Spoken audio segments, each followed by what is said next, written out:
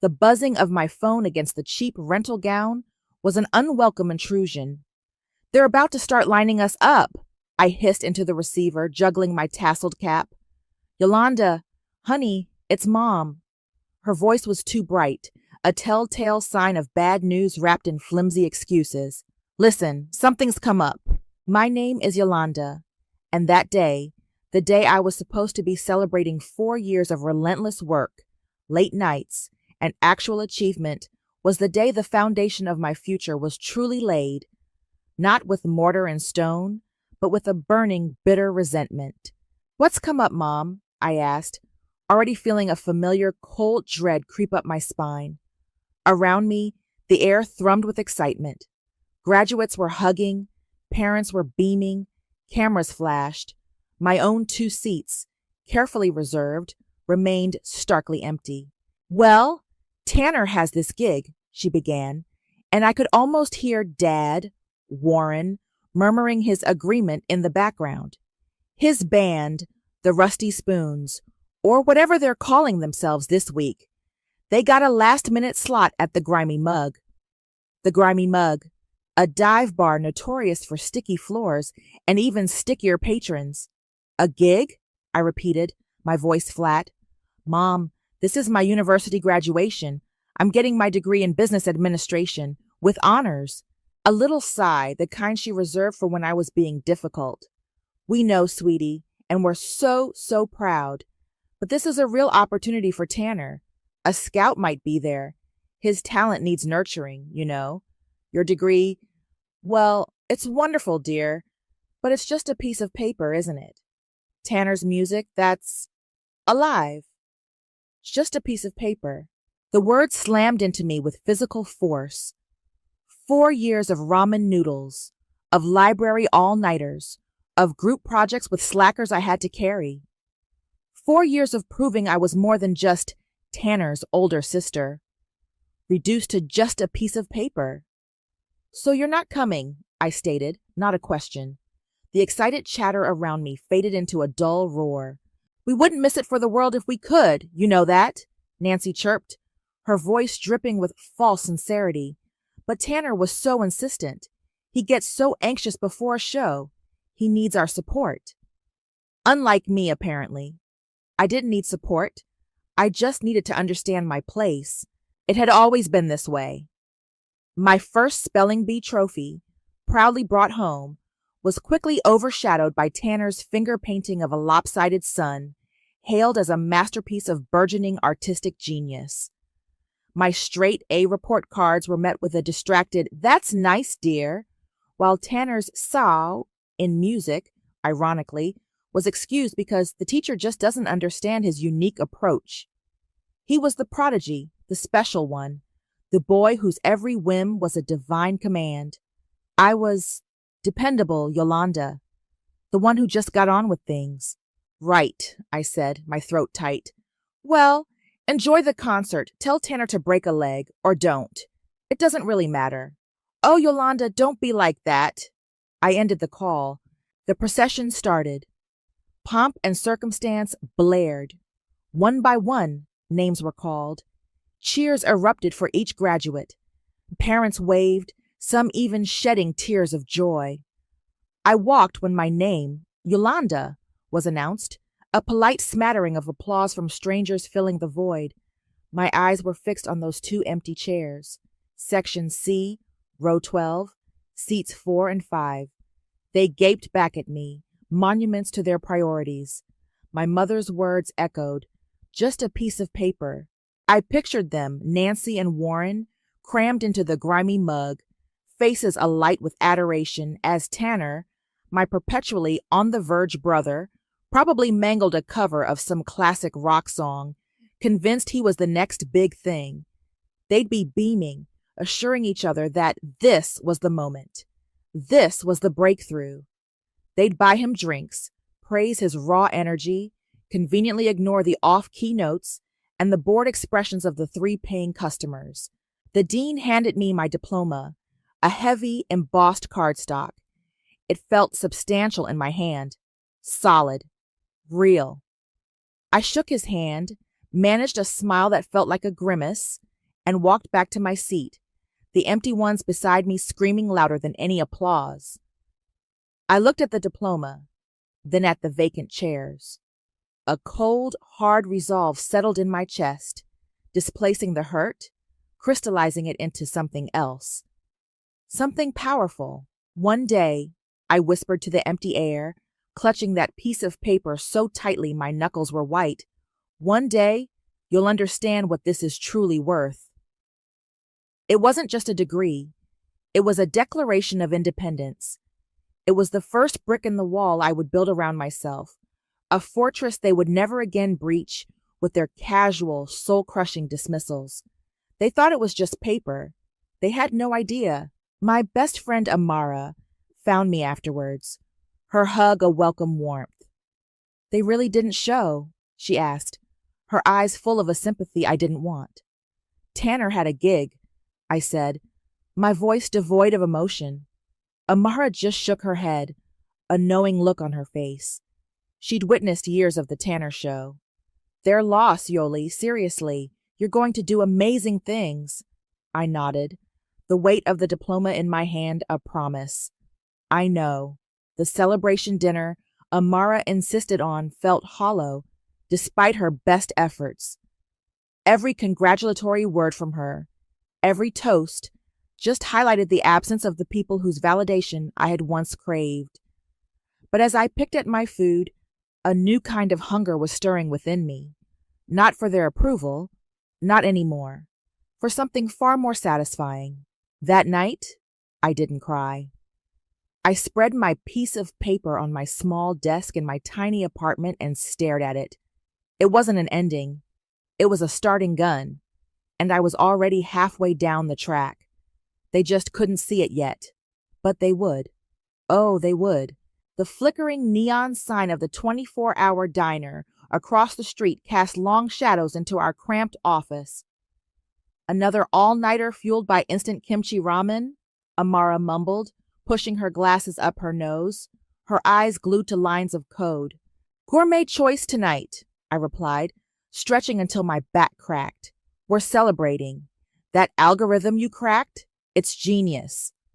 Our company, Innovate Solutions, was 5 years old, born from that piece of paper and a whole lot of shared desperation. We were still more grit than glamour, but we were building something. Something real. My phone buzzed. "Mom."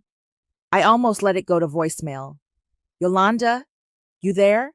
Nancy's voice, still too bright. "Hi, Mom. Busy." "Oh, always busy, you two. Well, just wanted to tell you Tanner's band, Sonic Boom. No, wait, is it Electric Sheep now? Anyway, they played at that new place downtown, the Velvet Underground, very exclusive, and a record producer was there. He said Tanner has raw charisma." "That's great, Mom." I could hear Amara snort softly beside me. "He really thinks this could be it. Yoli? He's so excited. We're all just holding our breath." "Right. Well, I have to go. Client deadline." "Oh, of course. Work, work, work. Don't forget your family, dear." Click. I tossed the phone onto a pile of discarded printouts. "Raw charisma," Amara deadpanned, not looking up. "Is that what they call it when you can't play in tune but look good in tight jeans?"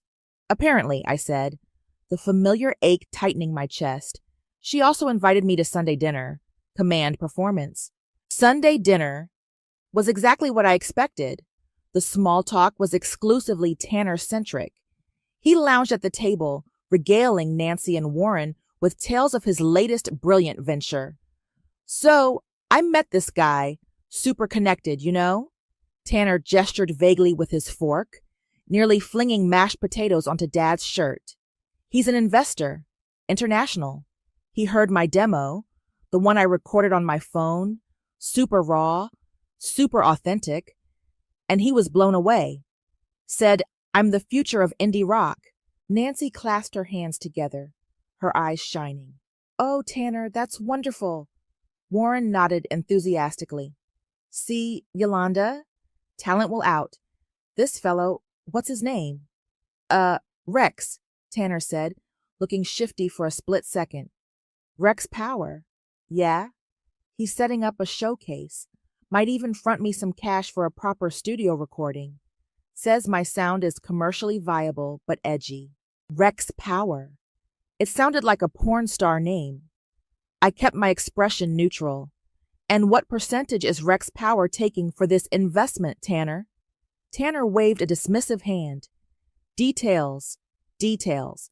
He's a patron of the arts, Yoli. He gets it. Not everyone's obsessed with spreadsheets. Some of us need spreadsheets to ensure patrons of the arts don't become patrons of our bankruptcy, I said mildly.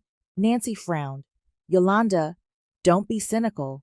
Tanner's finally getting his break. We should be supportive. I'm just asking practical questions, Mom. Well, sometimes practicality can just stifle creativity, she sniffed. Dinner continued in that vein. Tanner's grandiose plans, their blind adoration. I ate my overcooked roast beef, a silent observer at my own family's theater of delusion. They asked me nothing about Innovate Solutions. About my life? It was as if my world, the one I was painstakingly building, didn't exist beyond a vague notion that I worked with computers. Later that week, I was working late, Amara having already gone home. The office was quiet, just the hum of the servers. I'd forgotten my water bottle in the small break room we shared with a couple of other struggling startups on our floor. As I reached for it, I heard a hushed voice from the hallway near the shared kitchenette. Nancy. No, don't you worry about that credit card bill, sweetie. She was cooing into her phone. My blood ran cold. Dad and I will figure it out. It was for new equipment, wasn't it? For the band? Of course. You just focus on your music, on Rex. Don't let these silly money things distract you. A pause. I could imagine Tanner on the other end, probably whining. Yes, of course. We still believe in you. More than ever. This is your time, baby. I backed away slowly, my water bottle forgotten. The casual way she promised to cover his debts, the complete lack of accountability, it was a punch to the gut. They had never offered me a safety net. When Amara and I were eating instant noodles for the third time in a week to make payroll for our first intern, there were no hushed calls offering to figure it out. I'd asked for a small loan once, in the very early days, a fraction of what they were clearly shelling out for Tanner, and Dad had given me a lecture on fiscal responsibility. I walked back to my desk, the glow of my monitor suddenly harsh. The unfairness of it all, the sheer, blatant favoritism, burned hotter than ever. This wasn't just about a missed graduation anymore. This was a pattern, a lifelong dedication to propping up a fantasy at the expense of reality. And, increasingly, I suspected, at their own expense. My jaw tightened. They were going to learn about reality, sooner or later. 7 figures, Yoli, 7! Amara shrieked, waving the signed contract in the air. We actually landed the Omnicorp deal. I grabbed the paper, my own hands trembling slightly as I scanned the final page. Holy crap, Amara! We did it! We'd been pitching Omnicorp, a massive tech conglomerate, for months. This was it. This was the game changer. Champagne? Amara was already halfway to the mini fridge we'd splurged on last Christmas. The cheap stuff we save for maybe clients? Or the actual good stuff?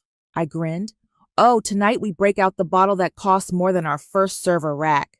We popped the cork, the fizz echoing in our slightly less cramped than before office. We'd moved up in the world, literally. A whole floor to ourselves now. The taste of success was sweet, heady, but as the initial euphoria wore off, a familiar pang of loneliness settled in. There were people I should be calling, sharing this with. But the thought of Nancy's inevitable pivot to Tanner's latest almost success story made my stomach clench. Instead, my phone rang a few days later. Aunt Melanie, Dad's sister, the family's reluctant news channel. Yolanda, dear, how are you? Her voice was always a little conspiratorial. I'm good, Aunt Melanie. Really good, actually. Business is booming. Oh, that's wonderful to hear. Someone in this family has their head screwed on straight. A beat of silence. Which brings me to, well, Tanner, I guessed, bracing myself. Who else? She sighed. He's been hitting up your Uncle Frank again. And cousin Sarah. Asking for loans. Small amounts at first. A couple of hundred here and there for band promotion or studio time. But it's adding up. And he's not exactly diligent about the repayment part. I'm shocked, I said, my voice dry. The thing is, Yolanda, Melanie lowered her voice, it's worse than just borrowing from family now. I probably shouldn't be telling you this, but Nancy and Warren are beside themselves. Tanner got mixed up in some online art scam, selling prints of stolen digital artwork as his own unique creations. Apparently, he thought no one would notice. My jaw tightened. What happened? A few of the original artists found out, threatened legal action. Nancy and Warren had to pay them off. Hush money, basically. Thousands, Yolanda. They cashed in some bonds, I think. They didn't want it to distract him from his real talent, as Nancy put it. Or more likely, they didn't want the embarrassment. Thousands. To cover up fraud. My 7-figure contract suddenly felt a little less celebratory. The irresponsibility was breathtaking. Are they okay?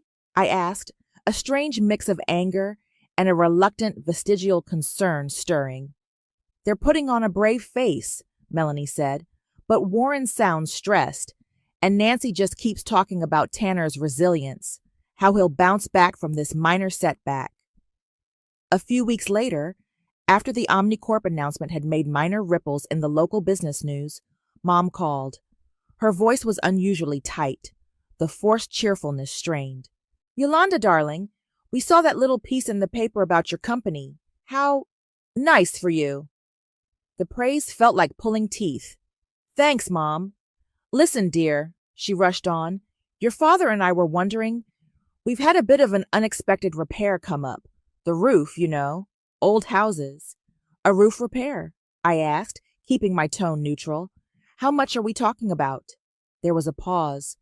I could hear Warren muttering in the background. Oh, it's quite a bit, Nancy fumbled.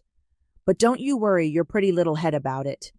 Warren actually managed to find the money elsewhere. A friend, Very generous.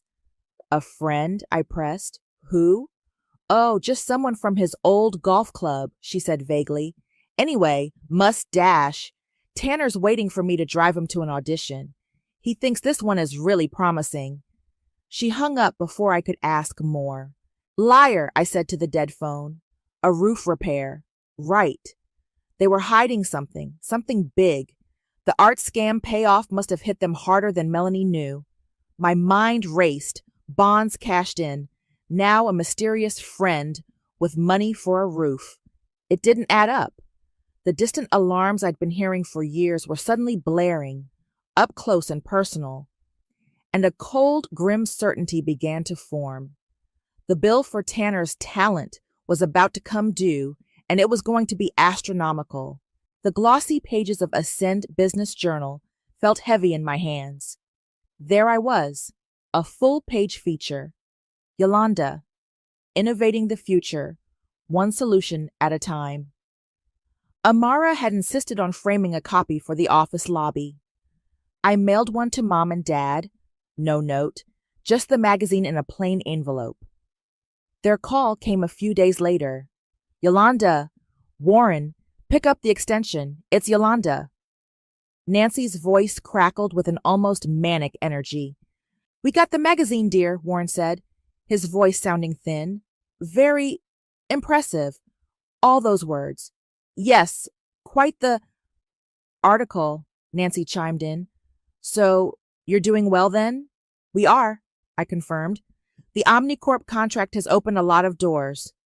That's nice, Nancy said, the familiar dismissive tone creeping back in. Speaking of opening doors, Tanner has a new venture. He's been reading up on it. Very cutting edge. Cryptocurrency. I almost laughed. Tanner is getting into crypto? What does he know about blockchain? He's a fast learner. Warren interjected, a little too defensively. He says it's the future, a way for the little guy to get rich quick. He's been watching videos online. He's already made a few small trades, very promising. He's so clever, you know, Nancy added. He sees opportunities where others don't. He just needs a little seed money to really make it fly. Seed money. My blood pressure spiked. And where is this seed money coming from? Oh, we're figuring it out, Nancy said vaguely. An advance on his future earnings, you could say. The conversation was brief, strained. They asked no more about my feature, my company. It was all Tanner, Tanner, Tanner, and his foolproof plan to become a crypto millionaire. They sound different, Amara said later, after I recounted the call. She was perched on the edge of my desk, frowning. More than just the usual Tanner obsession. They sound desperate. They're always desperate for his success, I said, but a knot of unease tightened in my stomach. Amara was right. There was a new edge to their voices, a frantic undertone I hadn't heard before. That evening, a nagging feeling prompted me to do something I hadn't done in years. I looked up public property records for my parents' address. My heart sank. A second mortgage, taken out 3 months ago, for a substantial amount. Oh, you have got to be kidding me, I whispered to my empty apartment. The roof repair. The friend from the golf club. It was all lies. They were leveraging their home, the home I grew up in, to fund Tanner's harebrained schemes. The art scam payoff must have wiped out their savings, and now this. A few days later, a letter arrived at the Innovate Solutions office, addressed to W. Collins, my father's initial. Our mail sorter, bless her efficient heart, probably saw the surname and our floor, and assumed it was for me, perhaps a misaddressed personal item. I almost handed it back, then paused. It was from Apex Collections Agency. Official. Urgent. My hands were clammy as I slid it open. My breath caught. It was a final demand notice for a high-interest short-term loan. The principal amount was staggering, far more than the second mortgage. And there, clear as day, were the names: borrower, Tanner; co-signer, Warren. Defaulted. The sum was enough to make me feel physically ill. This wasn't just a bit of a bind. This was financial ruin. They hadn't just covered his credit card bills or paid off art scam victims. They had, it seemed, systematically dismantled their entire financial security for him, for the prodigy, for the raw charisma. I stared at the letter, the stark black print a death sentence for their stability, the casual cruelty of their lifelong favoritism, the dismissal of my own hard-won successes, all of it coalesced into a single, chilling thought. They had made their bed, a very expensive, very uncomfortable bed, and Tanner was about to drag them down into it. The cold, hard resolve I'd felt on graduation day solidified into something akin to granite. The piece of paper they dismissed was now the foundation of an empire they clearly thought they could tap into. I folded the letter carefully, placing it in my desk drawer. Evidence. Not that I needed much more. Their desperation, their lies, Tanner's endless, reckless pursuit of unearned glory. It was all leading to this, a reckoning.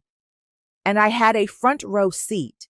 The sleek glass doors of Innovate Solutions hissed open, and there they stood, Nancy and Warren, unannounced. My receptionist, Chloe, shot me a wide-eyed, panicked look over the intercom. Yolanda, your parents are here?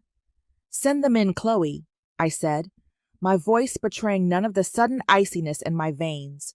They shuffled into my office, a space that screamed success, minimalist design, panoramic city views, the subtle hum of a thriving enterprise. They looked diminished, smaller, years older than the last time I'd seen them at that disastrous Sunday dinner. Warren's shoulders were slumped, his usual bluster gone. replaced by a nervous tick at the corner of his eye. Nancy's smile was a brittle, painted-on thing. "Yolanda, dear," Nancy began, her eyes darting around the room, taking in the expensive art, the custom-built mahogany desk. "What a lovely office. So modern." "Thank you," I said, gesturing to the uncomfortable designer chairs opposite me. "Please, sit." They perched on the edge of the seats, looking profoundly out of place. We didn't want to bother you at work," Warren mumbled, twisting the brim of an imaginary hat in his hands. "But it's important, Yolanda," Nancy cut in, her voice gaining a sliver of its old assertiveness. "It's about Tanner." Of course it was. "What about Tanner?" I asked, keeping my tone cool, professional. He's run into a spot of bother," Nancy said, attempting a light, dismissive wave of her hand that didn't quite land. "A string of bad luck, really. These creative types, you know, they're not always the best with practicalities. The crypto market took an unexpected downturn," Warren elaborated, staring at his shoes. "He lost quite a bit." "He was trying so hard, Yolanda," Nancy pleaded, her eyes welling up. "He just wanted to provide, to make us proud." Provide? Make them proud? The irony was so thick I could have spread it on toast. "How much is quite a bit?" I asked, my gaze unwavering. They exchanged a look. "Well, it's substantial," Warren admitted.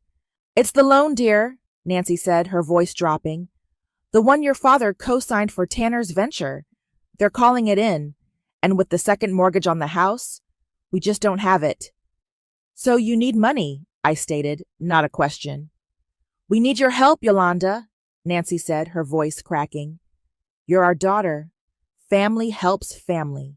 You're so successful now. This amount, it's probably nothing to you." The sheer, unadulterated entitlement in that statement almost made me gasp. Nothing to me? The years of sacrifice, the 80-hour weeks, the constant stress of building something from nothing? "How much exactly?" I pressed. Warren finally looked at me, his eyes filled with a desperation that was almost pitiful. He named a figure. It was, as I already knew from the collections letter, astronomical. Enough to cripple a small business, let alone an individual. I let the silence stretch, watching them squirm. "That's a lot of money, Dad, especially on top of a second mortgage. And whatever you paid out for Tanner's art career." Nancy flinched. Warren's face went pale. "How did you—" "It doesn't matter how I know," I said, my voice like ice. "What matters is that this isn't just a spot of bother, is it? This is years of enabling, years of bailing him out, finally catching up to you." Warren seemed to deflate. The fight went out of him. We've been covering his ventures for years, Yolanda," he confessed, his voice barely a whisper. "Nancy was so sure he was just one step away from making it big. That Rex Power fellow, the art thing, the crypto, it just kept escalating. We even used our retirement savings," Nancy added, tears now openly streaming down her face. "We thought he just needed support, not the stress of financial worries. We thought he was special." The depth of their delusion, their utter financial self-immolation for their golden boy, was far worse than I had imagined. They hadn't just been irresponsible, they had been systematically destroying their own lives on the altar of Tanner's mythical talent. "We're going to lose the house, Yolanda," Nancy sobbed, reaching a trembling hand towards me. "Everything. Tanner can't handle this. He's falling apart. He needs us. He needs you to fix this." Fix this. The words echoed in the sterile, successful space I had built. A chilling, almost pleasurable satisfaction began to bloom in my chest, cold and sharp. They weren't asking. They were expecting, demanding, in their own broken way. The dynamic had shifted, hadn't it? The dismissed daughter, the one whose achievements were just a piece of paper, was now their only lifeline. And I held all the cards. The next few weeks were a barrage of increasingly frantic voicemails. Nancy's tearful pleas, Warren's strained, awkward apologies, even a few garbled, resentful messages from Tanner himself, blaming the unfair system and bad market timing. I didn't return a single call. I let them stew in the mess they'd so meticulously created. Then an email from Nancy. Subject: urgent family meeting. She demanded, we meet at my home. It's imperative, Yolanda. We have a solution, but we need to discuss it in person. A solution. My eyebrows rose. This should be interesting. They arrived on Saturday morning. Not just Nancy and Warren, but Tanner, too. He slouched in, radiating an aura of petulant victimhood, his eyes darting around my spacious, light-filled living room with a mixture of envy and disdain. The desperation I'd seen in my parents at the office was gone, replaced by a strange, brittle confidence. They looked like people who had convinced themselves of a new, equally delusional reality. Yolanda, thank you for seeing us, Nancy began, a little too formally. She clutched a worn leather briefcase to her chest. Warren stood beside her, nodding like a programmed doll. We've spoken to a financial advisor, Warren announced, puffing his chest out slightly. A very good one. He's outlined a path forward. He says our only viable option is a debt consolidation loan, Nancy continued, opening the briefcase and pulling out a sheaf of papers. A very large one, obviously, to cover everything. The defaulted loan, the second mortgage, a little extra for Tanner to get back on his feet with a new, more stable project. I stared at them, speechless for a moment. A little extra for Tanner? After everything? The audacity was breathtaking. And the bank? I asked, my voice dangerously calm. What are their terms for such a generous loan to individuals with your current financial profile? Nancy beamed, a triumphant, almost manic glint in her eye. Well, that's where you come in, dear. The bank requires a guarantor, someone with substantial, unencumbered assets, someone like you. She slid a document across my polished coffee table. A loan application, with a space clearly marked for a cosigner. They need your business, Yolanda, Warren said, his voice firm, as if this was the most reasonable request in the world. Innovate solutions. As collateral. I looked from the document to their expectant faces. Tanner was actually smirking, a smug, entitled little curl of his lip. It's the least you can do, Yolanda, Nancy said, her voice hardening. After all we've done for you, all the sacrifices we made to give you a good start in life. Sacrifices? The word hung in the air, so ludicrous it was almost funny. What's a business really compared to family? She pressed on, her tone becoming almost accusatory. Blood is thicker than water, Yolanda. Tanner is your brother. We are your parents. You wouldn't want to see us out on the street, would you? The phrase, the one that had fueled my entire adult life, echoed in my mind, louder and clearer than ever. Your degree is just a piece of paper, and now my entire life's work, the empire I had built from scratch, from sheer will and relentless effort, was also, apparently, just a means to an end for them. A convenient asset to be leveraged for Tanner's endless failures. Tanner finally spoke, his voice dripping with arrogance. Yeah, Yoli. Stop being so selfish for once. It's not like you even need all that money. I'll pay you back, you know, with interest. When my new crypto strategy takes off, I've learned from my mistakes. He actually believed it. They all did. They genuinely thought this was a fair, even noble request, that I owed them this, that my success was somehow communal property to be dipped into whenever Tanner's latest genius plan imploded. I met their hopeful, demanding gazes. Nancy, her face set in lines of righteous expectation. Warren, nodding along, fully convinced of their logic. Tanner, already mentally spending the bailout money. A small, cold smile touched my lips. I let it linger, watching their confidence flicker, just a little, under my silent scrutiny. Is that your professional financial projection, Tanner? I asked, my voice soft, yet carrying an edge that made him blink. Based on your extensive track record of success, the air crackled. The carefully constructed solution they'd brought to my door suddenly seemed very fragile. The silence in my living room stretched, taut and heavy. Tanner's smirk faltered. Nancy's smile froze. Warren shifted his weight, a bead of sweat trickling down his temple. I let them hang there, suspended in their audacious hope, savoring the slow dawning of unease in their eyes. Then, slowly, deliberately, I leaned back in my armchair. No, the word, quiet but absolute, landed like a stone in a still pond. Nancy gasped, "Yolanda, what do you mean, no?" "I mean no," I repeated, my voice gaining strength, each syllable precise. "No, I will not co-sign your loan. No, I will not use Innovate Solutions as collateral. No, I will not bail Tanner out. Not now, not ever." I stood up, pacing slowly in front of them. "Let me tell you what I will do. I will remind you of a few things.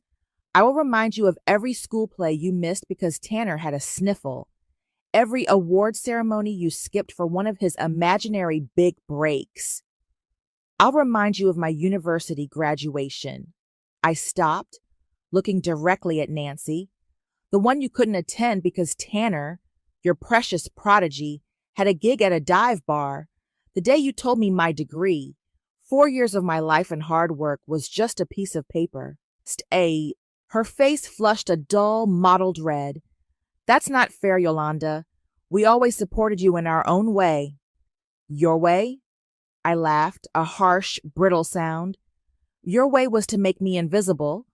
Your way was to pour every ounce of your energy, your resources, your blind faith into him." I gestured towards Tanner, who was now glaring at me, his earlier arrogance replaced by a sullen fury. "And look where it's brought you. Look where E has brought you." I walked over to my bookshelf and pulled down my framed degree. I held it up. This piece of paper graduate built an empire from scratch, with no handouts, no safety nets, no one covering my ventures. "This empire," I said, my voice dropping to a steely whisper, "will not be used to subsidize the monumental, lifelong financial irresponsibility of this family, embodied by your special talent over there." "You're heartless," Nancy cried, tears of outrage, not sorrow, springing to her eyes. "Ungrateful. After everything we've done." "Done?" I shot back. "What exactly have you done for me, Mother, that wasn't secondary to Tanner's every whim?" "Dad?" Warren just looked at the floor, defeated. He knew. He'd always known, deep down. Tanner finally exploded. "You're just jealous," he spat, jumping to his feet. "You've always been jealous of me, because I have talent, and you just work hard. You're a bitter, jealous shrew." I almost smiled. Am I, Tanner? Or am I just the only one in this room living in reality? I turned back to Nancy and Warren. "Now, since you came here looking for solutions, I do have a couple of counteroffers. Not for the loan, of course. That's off the table. But for future interactions." They stared at me, confused, wary. "Option 1, I said, ticking it off on my finger. "I could, perhaps, offer Tanner an entry-level data input position at Innovate Solutions. Minimum wage, of course. Standard probationary period. He'd learn about actual work. Punctuality. Responsibility. Spreadsheets." Tanner's jaw dropped. "You can't be serious." "Oh, I'm deadly serious," I replied. "Option 2. I paused for effect. "I might consider purchasing your house." Nancy's eyes widened, a flicker of desperate hope in them. "At its current distressed market value, naturally," I continued, crushing that hope instantly, "which, given the 2 mortgages and its likely condition, won't be much. And from that sum, of course, Tanner's documented debts to you both, the ones you so foolishly covered, would be deducted. If there's anything left, you could then perhaps rent a small room, from me, in what used to be your home." The offers hung in the air, demeaning, insulting, and utterly, deliciously within my power to enforce. They were designed to ram home exactly who held the cards now. Nancy, utterly undone, her face contorted with a rage so pure it was almost terrifying, shrieked the words that would sever the last, frayed thread of any connection I might have felt. "We always knew you were cold, Yolanda. Just competent, efficient. Tanner had warmth. He had charisma. He was special. What parent wants a merely competent child when they could have a star?" That final cruel dagger. It sliced through any lingering, misplaced empathy, any shred of doubt. Competent. As if it were a disease. I felt a strange calm settle over me. The rage was gone, replaced by a profound, icy clarity. I stood tall. "My decision is final," I said, my voice even, devoid of emotion. "You spent my entire life making sure I knew my place. Now you know yours." I gestured towards the door. "Get out of my house." I turned my back on them, on their stunned, horrified silence, and walked toward the large window overlooking the city. My city, built on competence, built on a piece of paper. I didn't look back. I didn't need to. The sound of their shuffling, defeated retreat was satisfaction enough. The silence in my house after they left was profound, like the air after a violent storm. It took a few days for the first ripples of the aftermath to reach me. Aunt Melanie called, her voice a careful blend of pity and unspoken judgment. "Yolanda, I heard about the house." "What about it, Aunt Melanie?" I asked, already knowing the answer. "They lost it. The bank foreclosed. Nancy and Warren are, well, they're in that little 2-room apartment over on Elm Street. You know, the rundown complex by the old railway tracks." I did know it. Bleak, cramped, a world away from the comfortable suburban home they'd sacrificed on the altar of Tanner. "And Tanner?" I inquired, keeping my voice neutral, aside down the line. "He's working at Burger Barn, flipping patties. Apparently, he tells anyone who'll listen it's just temporary. Research for a gritty screenplay about the struggles of the working class. Blames the predatory banking system and your cold-heartedness in equal measure." "Predictable," I murmured. "Your mother, she's left you several messages, hasn't she?" Melanie probed gently. "Dozens," I confirmed. Tearful ones, angry ones, pleading ones. Even a few from Warren, sounding like a broken record of regret and bewilderment. I hadn't listened to any of them past the first few seconds. I just deleted them. "Are you all right, Yolanda?" Melanie asked, a genuine note of concern in her voice. "I'm fine, Aunt Melanie. Thank you for the update." After I hung up, Amara walked into my office, a steaming mug of coffee in her hand. She'd heard snippets, of course. It was hard to keep secrets in our close-knit company. "So," she said, settling into the chair opposite my desk, "the Empire struck back, huh?" I managed a small smile. "Something like that." "Any regrets?" she asked, her gaze steady, perceptive as always. I considered it, swirling the coffee Amara had placed before me. Witnessing their complete ruin, it isn't joyful, not exactly. There's a certain grimness to it, but the sense of balance, that's deeply satisfying, Amara. Profoundly so. I leaned back, looking out at the sprawling cityscape.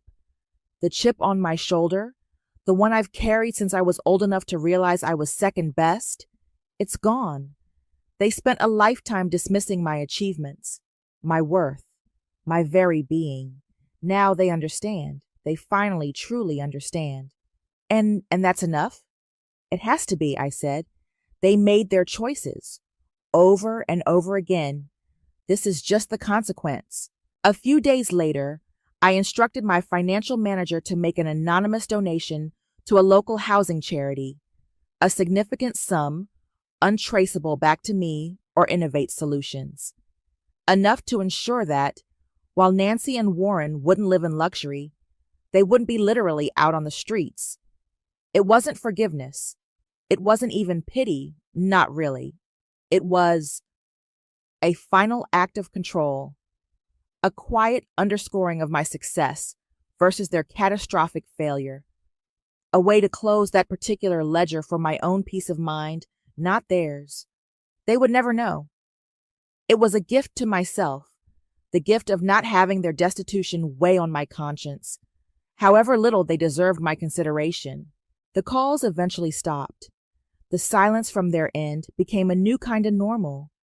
Life at Innovate Solutions surged forward. We landed another major client. We hired more staff. We grew. One evening, I was working late, the city lights twinkling below. My framed degree sat on the corner of my desk. I picked it up, the smooth card cool beneath my fingertips. Nancy's voice, sharp and dismissive, echoed faintly from the past. Just a piece of paper. A private, knowing smile touched my lips. I glanced from the diploma to the vast, glittering expanse beyond my window, a kingdom I had built. Just a piece of paper, I murmured to the empty office. Turns out, it was the most valuable piece of paper they ever encountered. The lesson for them had been devastatingly expensive. For me, it was, in the end, priceless. The scales were balanced. The echo of those empty graduation chairs had finally, blessedly, faded. I was free.